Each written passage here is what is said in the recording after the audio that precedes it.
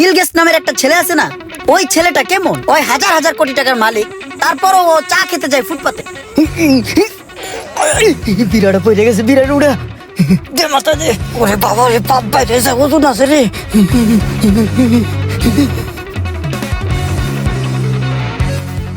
পাই বুড়াও, পাই বুড়াও, জোরে ধাক্কা দাও। হইছে হইছে হইছে হইছে। ও বা ওই জায়গা পিছ দিকে ও। আমি এই জায়গার সাধারণ একটা কর্মী হলো আমার কাজগুলো সব অসাধারণ, সমস্ত কাজগুলো আমারই দেখতে হয়।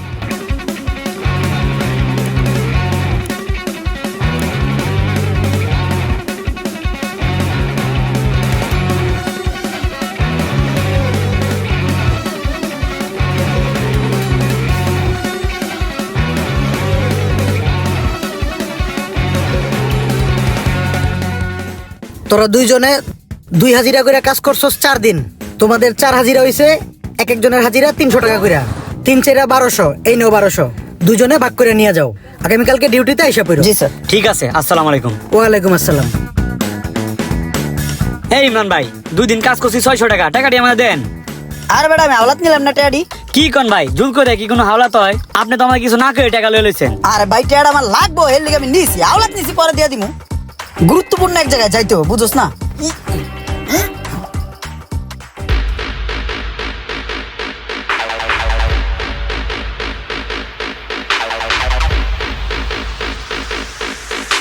আমার সকল ফ্রেন্ড সার্কেল আইসা আমার জন্য ওয়েট করতেছে।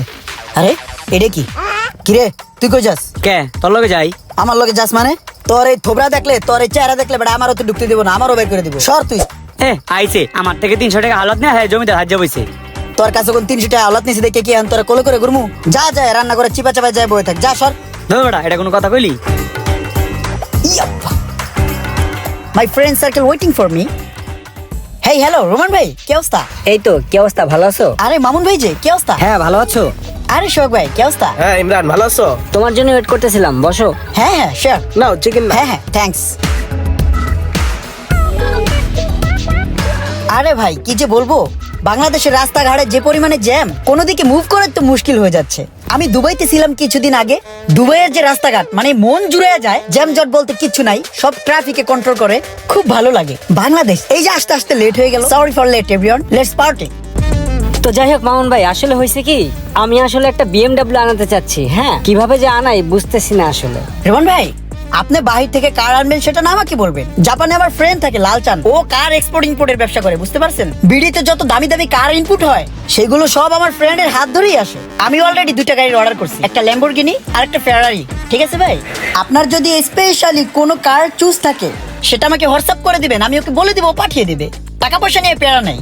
ঠিক আছে, তাহলে তো ভালোই হয়, যেহেতু আপনার ফ্রেন্ড আমেরিকাতে আছে, তাহলে আমাকে একটা ব্যবস্থা করে দেন না? ওরে আল্লাহ রে, ও এগুলা কি কইতাছে? সব দিয়ে যাইতেছে আমার মাথা উপরে দিয়া। সোহাগ, এই মাসেই কিন্তু আমার ওই যে নতুন ফ্যাক্টরি উদ্বোধন করতে 5 কোটি টাকা লাগবে। ওইটা নিয়ে টেনশন করার কিছুই নাই, আমার ইউএস এর শিপমেন্টটা কমপ্লিট হয়ে গেছে, তো টাকা দেয়া যাবে, সমস্যা নেই। ওকে ঠিক আছে। আচ্ছা একটা বিষয় কি আপনারা লক্ষ্য করছেন, বিল গেটস নামের একটা ছেলে আছে না, ওই ছেলেটা কেমন? ওই হাজার হাজার কোটি টাকার মালিক, তারপরও ও চা খেতে যায় ফুটপাতে। এই বিষয়ে আপনারা কি মন্তব্য করেন? ওইটা আসলে যার যার একটা রুচি আর কি। না না, এটা আমি ভালো চোখে দেখি না। আরে ভাই, ফুটপাতের চায়ে তো জীবাণু থাকতে পারে, বায়ু দূষণ থাকতে পারে, শব্দ দূষণ হতে পারে, এতে নানা ধরনের রোগ ব্যাধি ছড়ায়। কই আমি তো কখনো ফুটপাতে চা খাই না। আমার চা খেতে ইচ্ছে হলে 5 স্টার মানের রেস্টুরেন্টে চলে যাই। স্টিফেন হকিং কি বলেছিল জানেন?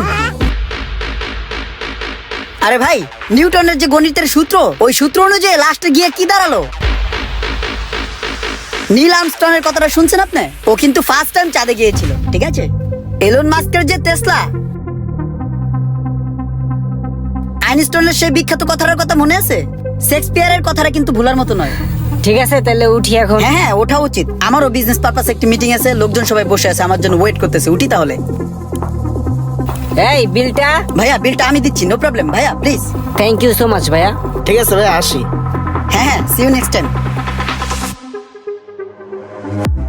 ওই বেটা ইমরান, কিরে কি করলি এগুলা? নিজের কাছে বিল লয়ে এলি, আমার টাকা দিবি করতে নেই?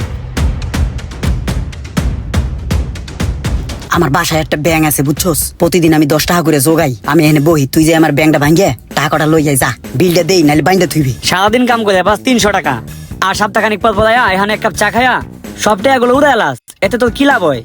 লাভ হয় বেড়া, লাভ না হইলে কি আমি এই জায়গায় আহি? বেড়া এই যে বড় লোকে আইয়া ঘন্টার পর ঘন্টা একটু চা খায়, একটু বয়ে থাকে, একটু কথা কয়, এই কথা গুনাই আমি শুনি যে এত টাকা দিয়ে চা খাইয়া হেরা কি কথা বাতি কয়। এই যে দেওস না আমি যে চড়ং চড়ং কথা কই, এগুলো আমি শিখছি কোথায় গুন, ডাইনে বামে কান পাইতে শিখছি। আর এই যে বন্ধু বান্ধব জোগাইছি দেখছো, সব রিচ পিপল, সবাই বড় লোক, বুঝছস? একটা কথাই আছে না, জাতে টানে গোতেরে কুত্তায় টানে ফ্যান, এমন কুত্তায় একদিন টাইন না আমারে ফ্যান পর্যন্ত লইয়ে যাবে, তারপর আমার বড় লোক বানায় লেবে, দেখিস তুই। আরে বেটা তোর যে কোন কুত্তায় টানবো ওইটা আমি বুঝছি। নিচে এক কাপ চা পাওয়া যায় 5 টাকা, ওইটা না খায়া তুই এই না একাছে এক কাপ 300 টাকা দিয়া, তবে যে কই নিবো এটা আমার বুঝা শেষ। আরে বেড়া, তোর পরিস্থিতি যত বড় খয়রাইতে হোক সমস্যা নাই, কিন্তু চিন্তা ভাবনা কখনো খয়রাইতে আসা যাবে না, চিন্তা ভাবনা কখনো গরিবরা আসা যাবে না, বুঝছো? আর যদি চিন্তা ভাবনা উপর লেভেলের করতে পারো তাহলে তুই নিজেই একদিন উপরে উঠে যাবে গা, বুঝছো? হ্যাঁ ঠিক আছে বুঝছি।